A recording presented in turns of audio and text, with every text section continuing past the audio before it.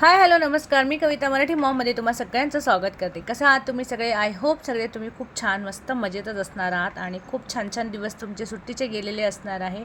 आमचेसुद्धा गेलेले आहेत. तर आम्ही आलेलो होतो कल्याणला. तर गार्गी तेच तुम्हाला सांगण्याचा प्रयत्न करते कारण की आवाज खूप जास्त आहे, त्यामुळे मी पूर्ण व्हिडिओ व्हॉइस ओव्हरच करत आहे. तर आम्ही आलो होतो मावशीकडे असं तिचं म्हणणं होतं आणि इथे छान असं गार्डन होतं, तिथे आम्ही फिरायला आलो होतो. आणि यावेळेस पप्पांसोबत एक खूप छान रील बनवली होती मी आणि मला ती खूप जास्त आवडली कारण की पप्पांसोबत सहसा आपण इतकं जास्त रील बनवत नाही, पण पप्पा जरा मूडमध्ये होते आणि मी पण म्हटलं पप्पा चला चला बनवूयाच. आणि आम्ही सगळेजणी खूप छान फिरत होतो. तिथे छान छोटे छोटे गार्डन्स आहेत आणि खूप मजा येते. सगळेजण सोबत असते की जरा जास्त मजा येते. तर वहिनीसुद्धा होते, फक्त माझे मिस्टर नव्हते आणि आमचा दादा नव्हता, बाकी आम्ही सगळेजण होतो तिथे. तर मस्त आता काय आरामच होता, त्यामुळे आरामात चहा वगैरे पिणं, सगळं आरामात उठणं, खूपच लेट व्हायचं. आणि कल्याणमध्ये एक नवीन सुरू झालेलं आहे सिटी पार्क म्हणून, तर आम्ही तिथे फिरायला गेलो होतो. तिथे छान असं मोठं कारंजं होतं आणि पाऊस पडत होता त्यावेळी. तर आता झाले या गोष्टीला 10-12 दिवस झालेले आहे. त्यानंतर मी सगळं जे करून ठेवलेलं होतं ते एडिट करते, कारण घरी येऊन पण आपापली कामं असतातच. आता शाळा सुरू होणारच आहेत. आज तर माझ्या मोठ्याची झाली, अजून छोटीची बाकी आहे. तर इथे घरी असल्यावर गार्गी पप्पांसोबत हा सगळा खेळ करते. तर तिथे तिला काकाजी भेटलेले होते. आमच्या इथे मावशी आणि काकाजी असं म्हटलं जातं, काका नाही काकाजी म्हणतात.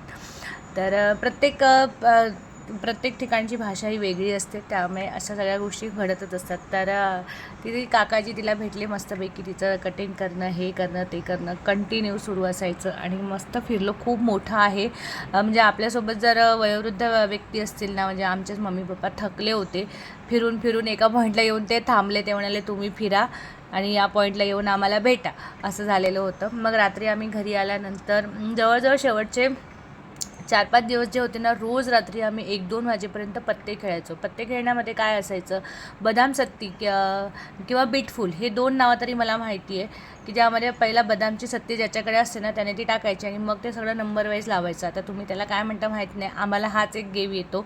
पप्पांनी हाच काय तो एक गेम शिकवला आता, त्यामुळे आम्ही हाच खेळत असतो कधी पण भेटलो तरी. कारण की हा मुलं पण इझिली खेळू शकतात, बाकीचे गोष्टी अजिबात आमच्या डोक्यात जात नाही.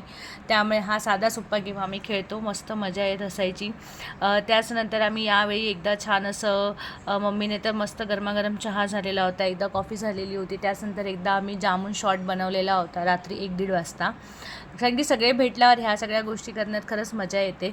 एरवी तर सगळ्यांची रुटीन ठरलेली असते, 10 म्हटलं की चला झोपा, पण अशा गमती ह्या सगळेजण भेटतात. म्हणूनच तर उन्हाळ्याच्या सुट्ट्या या खूप प्रिशियस असतात लोकांसाठी, किंवा आठवणीतल्या असतात, की काहीतरी छान छान आठवणी आपण जमा केलेल्या असतात. त्याचप्रमाणे यामध्ये आजारपणसुद्धा आलेले होतं. गार्गी थोडी आजारी पडलेली होती, त्यामुळे काही दिवस आम्ही काही शूट केलंच नाही, किंवा बाहेर जरी गेलो ना तरी ती आजारी होती, त्यामुळे मी तिथेही शूट केलं नाही. बऱ्याच गोष्टी राहून गेल्या शूट करण्याच्या, पण जितकं होतं तितकं म्हटलं चला आपण शेअर करूया. आपल्याही आठवणीत राहील या सगळ्या गोष्टी. रात्रीचं छान मस्त ब्ल्यूटूथवर गाणी लावायची, सगळी जुनी 80s 90sची, कारण की पप्पा, मी, परत बहीण आणि बहिणीचे मिस्टर, आम्हाला सगळ्यांना अशी छान जुनी गाणी आवडतात. मम्मी आपली गार्गीला घेऊन त्यांच्या दोघींचं काहीतरी चालायचं. तसे जसे एक सगळ्यांना मिळून जेव्हा मिळतात तेव्हा रील्स बनवण्यामध्ये मजा येते. आणि आजकाल तर तुम्ही फॅमिली रील्स, फ्रेंड्स रील्स, किती साऱ्या रील्स बघतात. तर असं वाटतं याही आठवणी आपल्याकडे जपून ठेवाव्यात. छान पाहायला मजा येते जेव्हा आपण आपापल्या घरी असतो, तेव्हा सगळेजणी या सगळ्या गोष्टी मिस करतात. त्यामुळे ह्या आठवणींना उजाळा मिळतो या रील्समुळे म्हणा किंवा या फोटोजमुळे. आणि आता याचा ट्रेंड खूप सुरू आहे, तुम्हीही करत असाल, नसेल करत ना तर नक्कीच करा.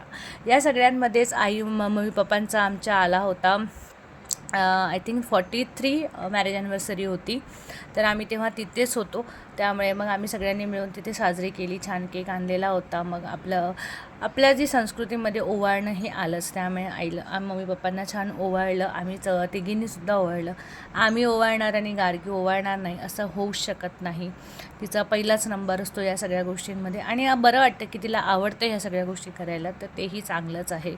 जितकं जमेल तितकं आपण आपल्या मुलांना शिकवू शकतो आपल्या पद्धती. त्यासाठी नक्कीच करत राहावं आणि केल्या पाहिजे मुलांनी पण. असं काय गरज आहे, ओवाळलंच पाहिजे का असं न म्हणता आवडीने ओवाळते हे पण चांगलं वाटतं. तर हे सगळं इथे सुरू होतं.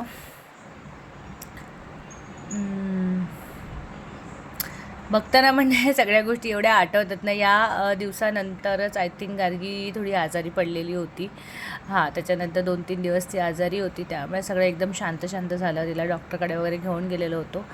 पण ठीक आहे, थोडंसं पाणी बदललं, वातावरण बदललं की मुलांमध्ये हे सगळे इफेक्ट्स दिसून येतात. आणि त्या काळी खूप जास्त पाऊस होता, 2-3 दिवस तर कंटिन्यू पाऊस होता.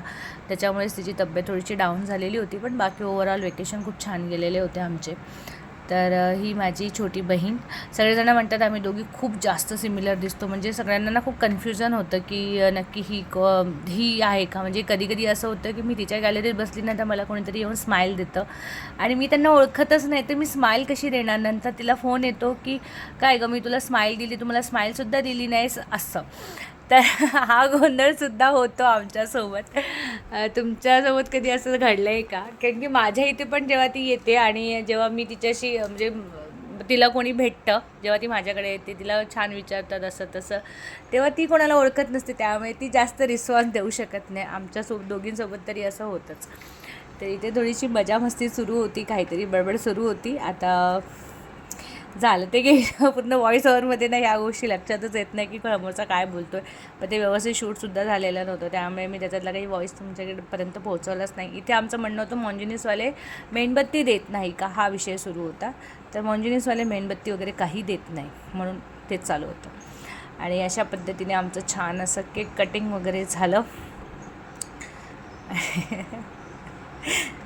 तर मस्त असे हसत खेळत त्यांचे 43 वर्ष कंप्लीट झाले, असे अजून हो, ईश्वरचरणी हीच प्रार्थना आहे. बघा, भांडण, थोडी नोकझोक, आणि या वयामध्ये तर जास्त नोकझोक होते, हो की नाही.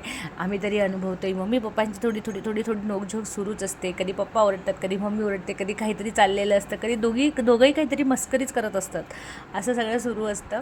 तर हे सगळं अनुभवलं छान. आणि मग बस आता पप्पा आहे म्हटलं, पप्पाकडनं आम्ही पार्टी घेणारच.